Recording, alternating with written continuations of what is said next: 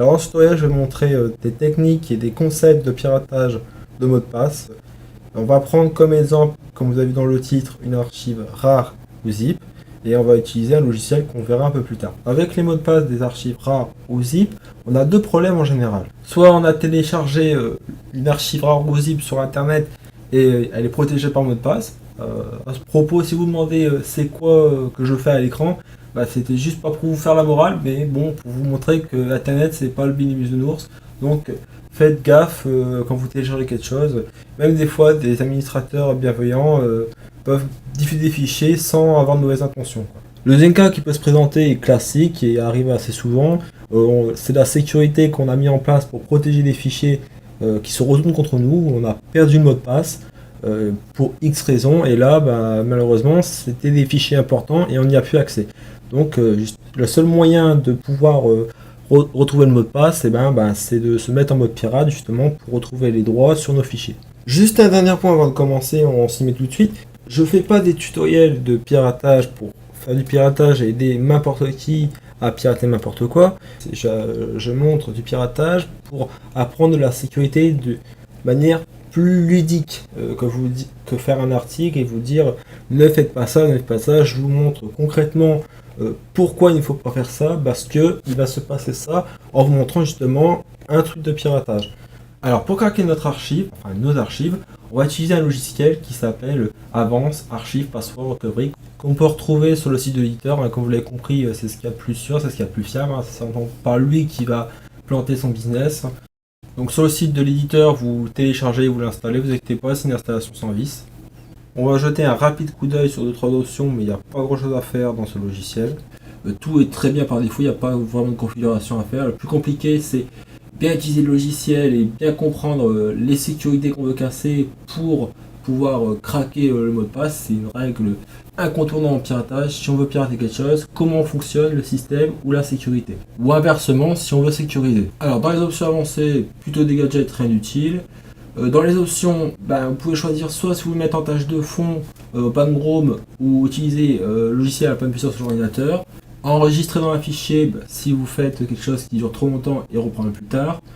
Et la troisième option, si vous voulez démarrer l'attaque directement quand vous mettez le fichier. Ce que je conseille pas parce que c'est un peu gênant quand même.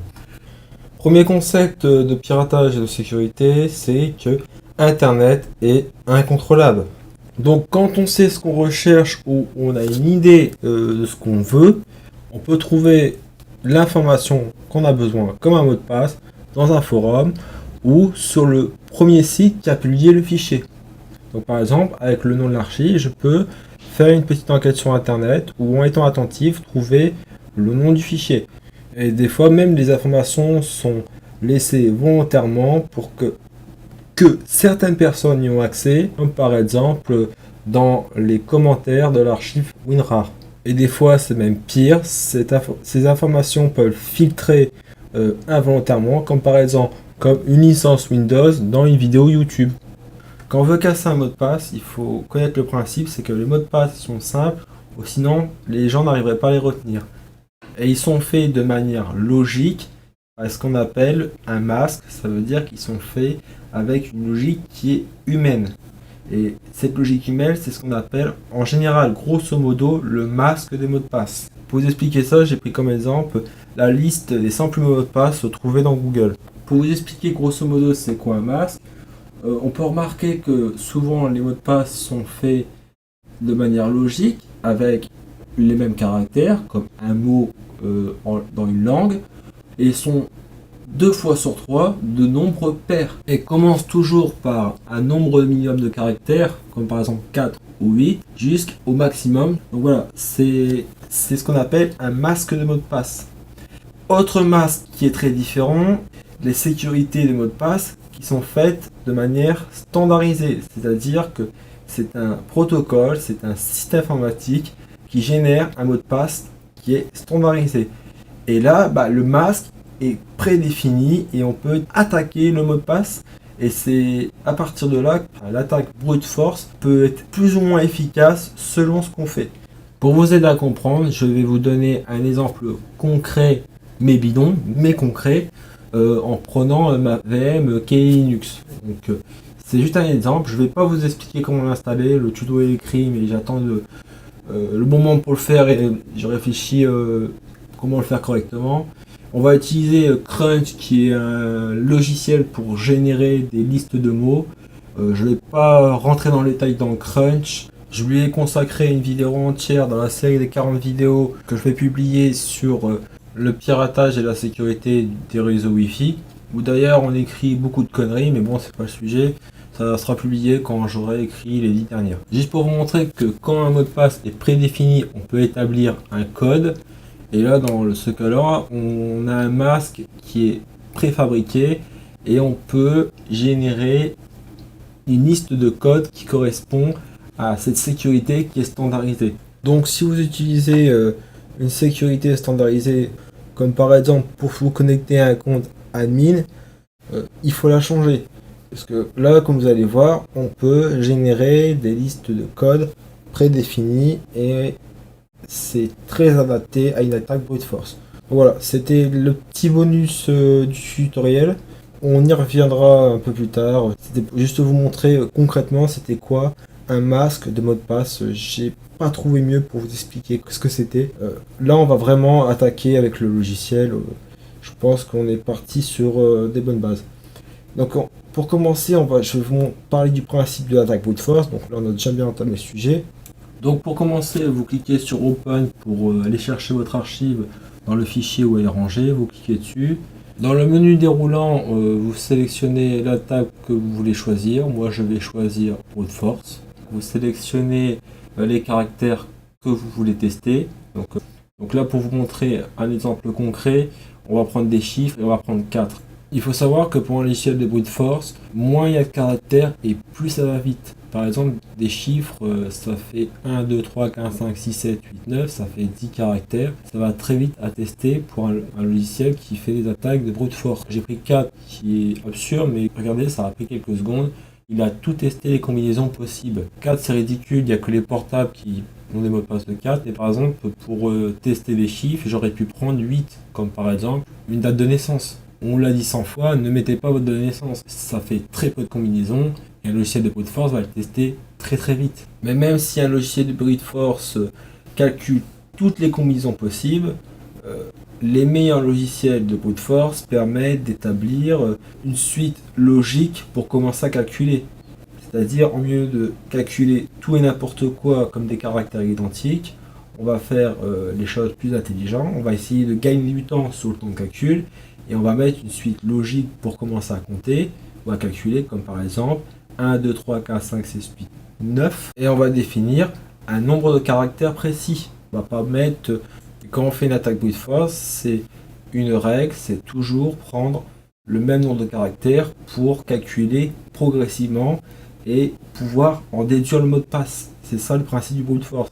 C'est pas de mettre de 4 à 12 caractères. Non, on va chercher à calculer le mot de passe le plus rapidement possible. Là, comme vous voyez, je calcule avec une suite de départ. Il y a beaucoup moins de combinaisons et ça a été beaucoup plus vite. Et comme j'ai prédéfini un nombre de caractères, le calcul a été très très vite. Donc, avec des lettres, ça aurait été différent parce qu'il y a plus de caractères dans l'alphabet. Mais quand je connais le système de calcul du brute force, c'est-à-dire qu'il va commencer sur deux caractères A, après il va faire A, B, après il va faire A, C. Et à partir de là, on peut précalculer le mot de passe en mettant un début et une fin et gagner du temps et faire calcul par calcul, essayer de deviner le mot de passe. Bien sûr, pour que ça marche, il faut donner des suites logiques de départ et de fin au logiciel pour que ça marche. Si vous donnez une suite qui n'est pas logique dans le système d'incrémentation avec lequel calcule le brute force, il va vous faire un message d'erreur. Le brute force calcule par incrémentation. Si vous mettez une mauvaise chaîne de caractères, ça ne va pas marcher. Il faut que vous réfléchissiez comment calculer le brute force pour que l'attaque puisse se lancer le plus rapidement possible.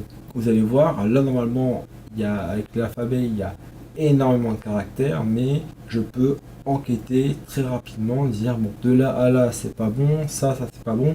Et on peut commencer à calculer, à deviner le mot de passe, mais de manière plus intelligente. Et quand c'est pas ça, passer à la suite et on va pouvoir deviner notre mot de passe. J'ai coupé la vidéo parce que comme il y a plus de caractères, ça prend plus de temps et on va reprendre tout de suite sur une autre attaque. Et justement, la prochaine attaque que je vais montrer, c'est l'attaque avec le masque. Alors comme je vous ai dit, je suis pas un génie, hein, ce système est connu par les experts en sécurité, bien aussi par les pirates.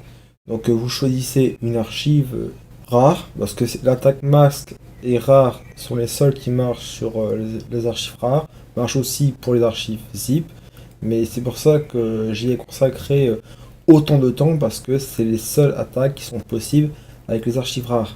Donc là je vais vous montrer par exemple un masque qu'on pourrait connaître parce que c'est notre archive et qu'on a une idée comment on fait nos mots de passe, on connaît nos habitudes, comment on fait, et peut précalculer le mot de passe.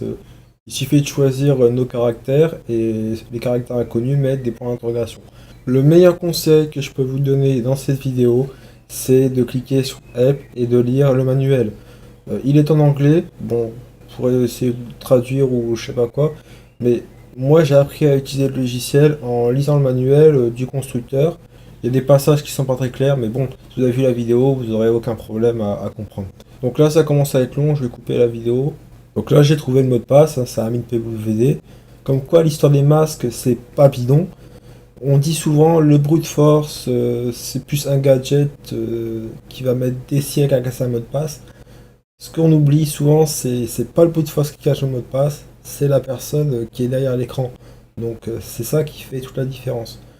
Autre attaque pour craquer le mot de passe qui sera plus difficile à mettre en œuvre et qui marche avec l'archive WinRAR, c'est les attaques par dictionnaire.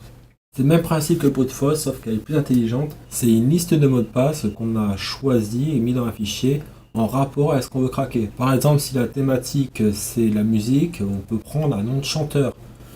Si par exemple si c'est quelque chose en rapport avec les voitures, ça peut être le nom d'une voiture. C'est une attaque qui est intelligente dans le sens que c'est en rapport avec ce qu'on veut craquer. Il y a même des logiciels spécialisés pour faire des dictionnaires qui scannent des pages web pour enregistrer des mots d'une thématique que je ne vais pas vous montrer parce que c'est un gros morceau qu'on crunch. De toute façon, vous pouvez télécharger des dictionnaires gratuitement sur internet et comme celui que vous allez avoir dans les archives que vous pouvez télécharger sur le site.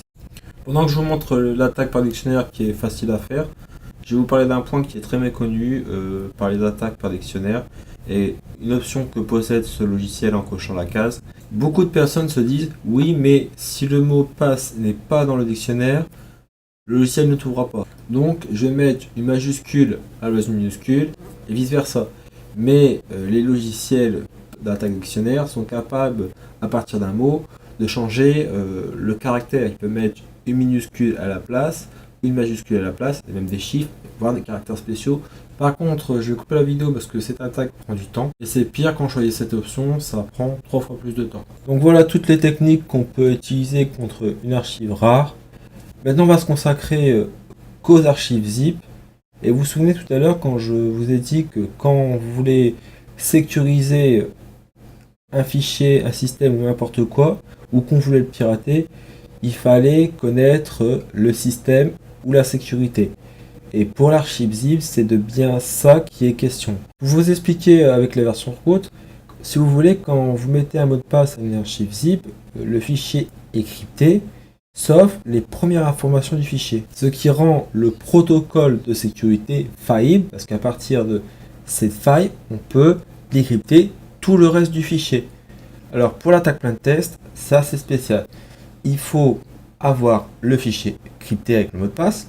Il faut avoir un fichier en clair qui n'est pas sécurisé, qui est dans l'archive sécurisée. Très pratique si on veut retrouver son mot de passe dans son archive zip, parce qu'on a peut-être un de ces fichiers, mais très problématique pour la sécurité, car si quelqu'un arrive à avoir un de ces fichiers en clair, il va pouvoir décrypter tout le fichier. Alors pour décrypter notre fichier, ce qu'on va faire, c'est qu'on va utiliser le même logiciel avec lequel on a créé la sécurité. Sauf que ce nouveau fichier, il ne sera pas crypté, il sera en clair. Donc bien sûr, il faut prendre le même logiciel et aussi la même version du logiciel qui a fait l'archive. Mais attention, si vous téléchargez une vieille version de votre ancien logiciel, vous avez vu l'exemple au du tuto, faites attention. Donc essayez de retrouver la même version du logiciel, par exemple en regardant la date de création de la propriété ou en essayant de réfléchir dans quel contexte vous avez fait l'archive. Donc il suffit de refaire l'archive et après vous allez voir que l'attaque va très très vite parce que la sécurité elle est faillible et elle est dépassée, donc c'est pas une bonne sécurité.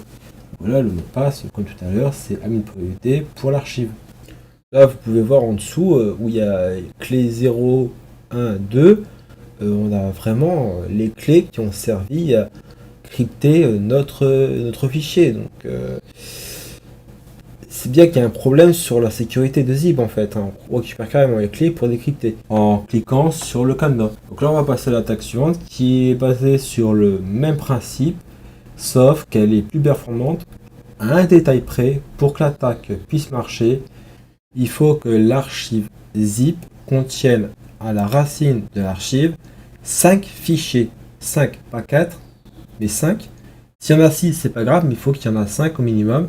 Bon, sinon, ça ne marchera pas. Si vous prenez une archive qui a 5 fichiers à l'intérieur, le logiciel va pouvoir craquer l'archive très rapidement. Ici, il nous dit 20 minutes. Je ne sais pas si vous vous rendez compte, 20 minutes pour craquer une sécurité, c'est très rapide. Bon, moi, je vais couper la vidéo parce que je suppose que vous n'avez pas à attendre 20 minutes que le logiciel fasse son travail, mais pour vous dire que quand on veut sécuriser un fichier ou n'importe quoi, il faut bien se renseigner sur la sécurité pour voir si elle est fiable. Donc voilà, ça fait déjà un moment que ça tourne et voilà, le mot de passe est trouvé. Donc même si ça prend du temps, c'est vraiment infaillible. Et on a même les clés de sécurité. Et justement, pour la dernière attaque, c'est bien de ces clés de sécurité qu'on va avoir besoin. C'est très rapide parce qu'on a vraiment la sécurité qui a servi à protéger. Bien sûr, il faut d'abord avoir récupéré les clés avec l'attaque précédente. Et dès qu'on a récupéré les clés, on arrête cette attaque et on lance cette attaque que je viens de vous montrer. Donc voilà, on a fait le tour complet du logiciel. Juste pour conclure le tutoriel, je vais répéter ce qu'on vous répète à chaque fois. Il faut utiliser des chiffres, des lettres et des caractères spéciaux de manière aléatoire sans aucune logique qui peut être devinée ou anticipée. Utiliser des tailles de mots de passe non standardisées et à appliquer selon le contexte, que ce soit en local, sur internet, en professionnel ou sur votre site internet. Et ne jamais utiliser d'informations sensibles ou personnelles pour faire vos mots de passe, comme par exemple un numéro de carte bleue ou le nom d'un proche, un mot qui peut être dans le dictionnaire et qui peut être listé pour pouvoir faire une attaque. Bien sûr, les mots à l'envers, on peut les faire aussi, et les mots qui sont fabriqués de manière logique, comme une date de naissance. Voilà, ça c'est les règles de vie qu'on devrait connaître et appliquer sur notre vie internet, comme par exemple des réflexes qu'on a dans la vie courante, que nous ont répété nos parents depuis qu'on est gamin. C'est des règles qui permettent de bloquer le premier touriste qui veut faire du piratage en essayant par exemple admin pour se connecter à vos comptes. Si je vous dis ça, c'est que le login est aussi un point important dans la sécurité. Par exemple, si vous avez un login qui peut vous servir à vous connecter, mais que c'est pas un login public, justement, vous pouvez mettre des chiffres, des caractères spéciaux, et puis mettre une longueur assez longue pour justement doubler le mot de passe. Autre point dont on ne parle pas souvent, le mot de passe c'est une chose, mais utiliser un système de sécurité fiable. Et dernier point avant de se quitter, il y a des logiciels performants, des gestionnaires de mots de passe qui enregistrent vos mots de passe dans un fichier crypté et qui les upload vers le cloud. Et pour vous connecter, vous appuyez sur un bouton, vous êtes connecté. Il existe des versions gratuites de ce type de logiciel. Voilà à peu près tout ce que je pouvais vous apprendre sur de la sécurité plus offensive en vous montrant l'autre côté de la barrière. Encore merci à toi pour ce sujet, puis likez, partagez et à très bientôt pour d'autres tutos.